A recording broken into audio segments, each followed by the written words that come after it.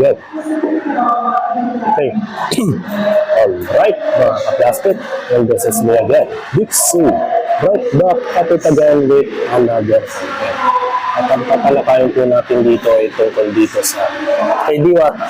Kasi alam mo ba, mga ka-plastic, meron talagang nangyayari, nakaguluhan sa kanyang mga tindahan. Kasi una sa lahat, hindi secured yung mga paligid. At may mga tao talaga magpapanggap na isa sa kanilang mga empleyado. Tulad niya, lumabas ngayon sa social media na nagbabayran na may isang lalaking nagpapanggap na empleyado at kumuha daw ng sahod at pumila pa. Sobrang kapal naman ang mukha. So panoorin natin yung video kung bakit nangyari at ano ang ginawa ni Diwata tungkol dito. Panoorin.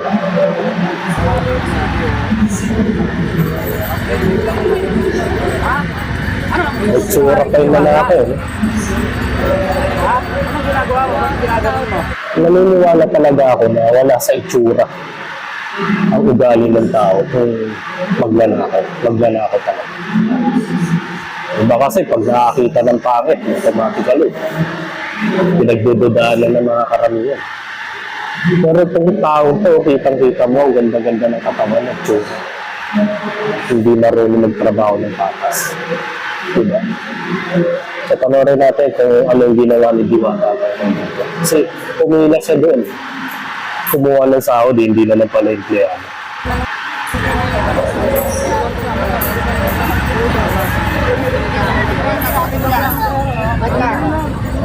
Ganito kasi ito. Ayan, si Diwata, oh. Ganito kasahod ako, nakapila yung tao.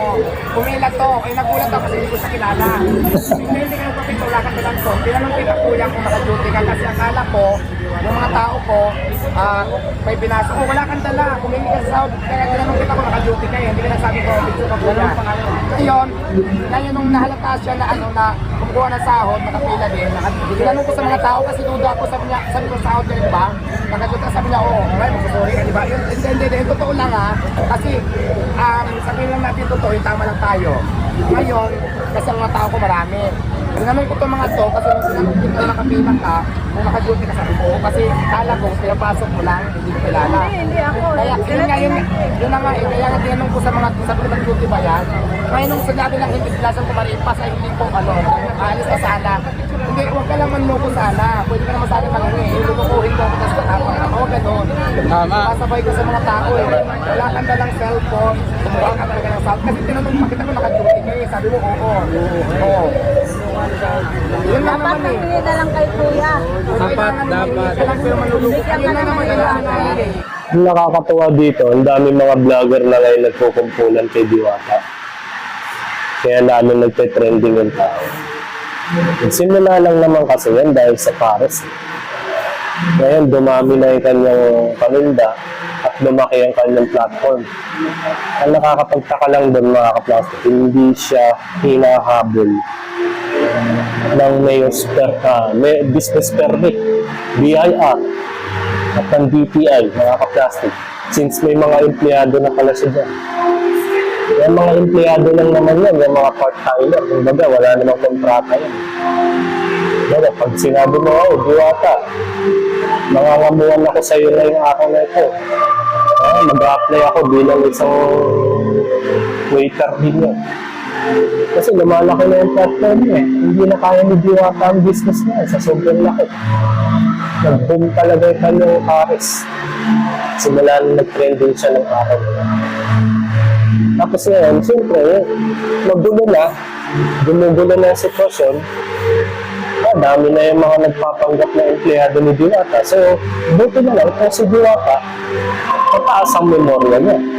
Nakakatanda siya ng mga taong kung sino talaga yung empleyado niya. What if kung hindi niya natanda na empleyado pala yan, tapos binigyan niya ng sahod?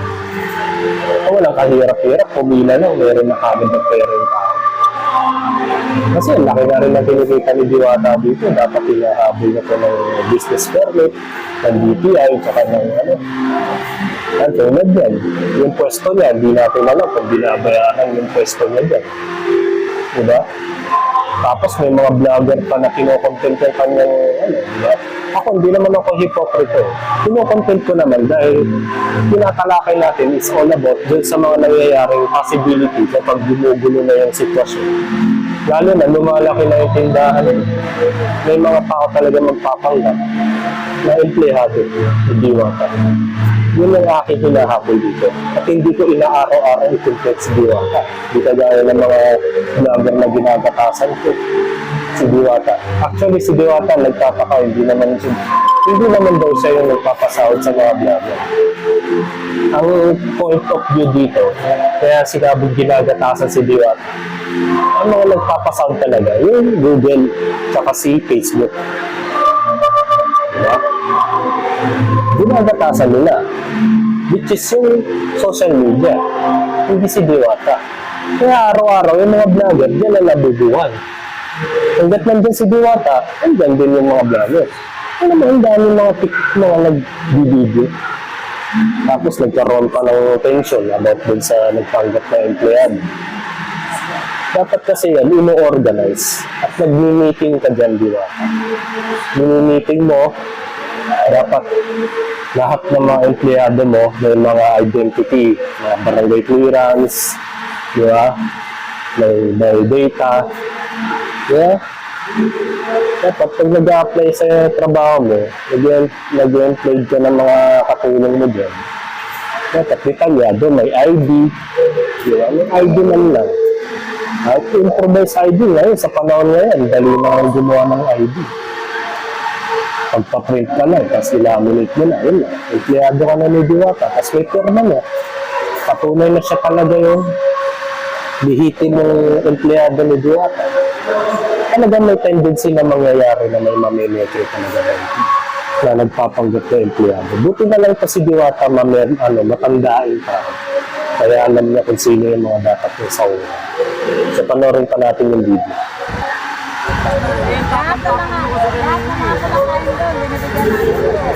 Ang daming vlogger. Hindi kasi tinanong ko talaga siya. Tinanong ko talaga siya sa dalawang beses.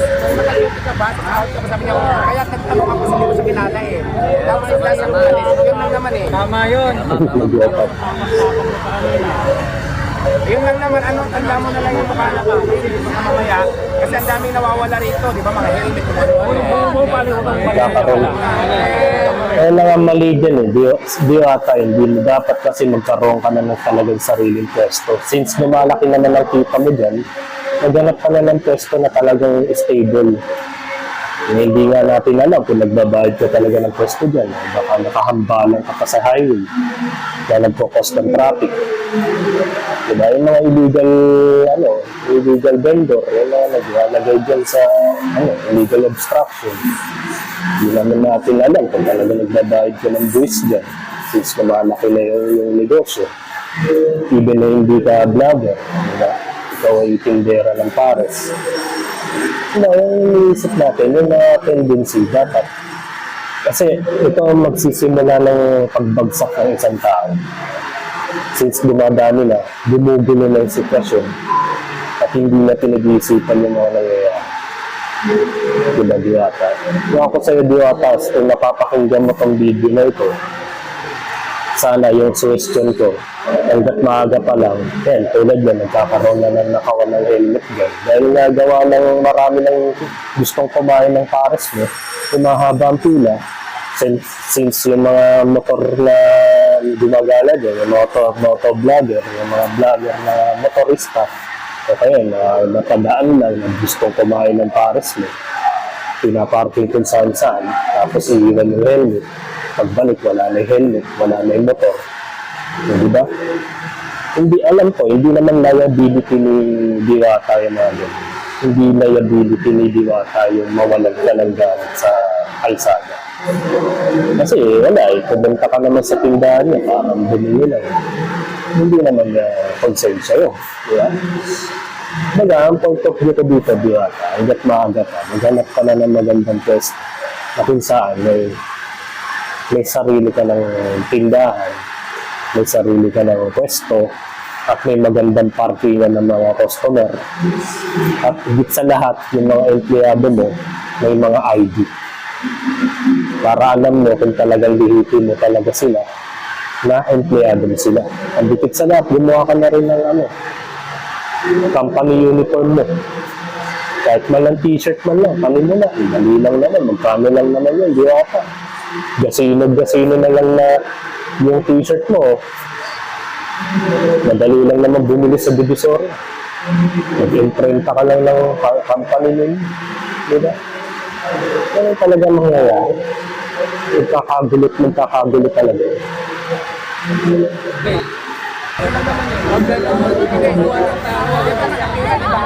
Di ba nakita mo?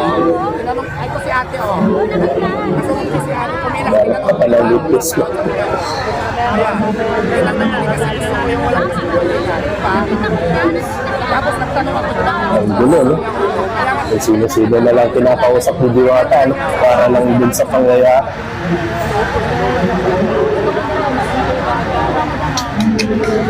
Hindi, pauwi Si na lang yan. Diwata, may alahas na nagdito, no? Grabe, saludo ko sa'yo, Diwata. Maging aware ka, pakabait mo pa rin.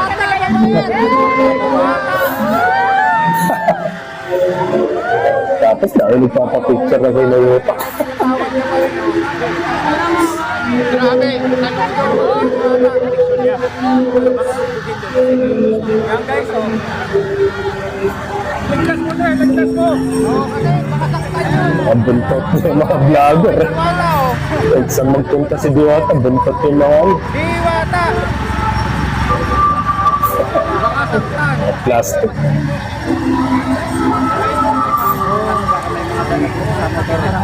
Eh, huwag niyo na lang pakikalan, pot ka lang. Total, napatawad naman na ni Diwata. Ano pagpatawad naman talaga si Diwata?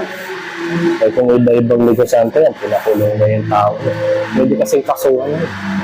Nagpapanggap siya ng empleyado, tapos kukuha na lang sa akin. Yun ang mali dito sa...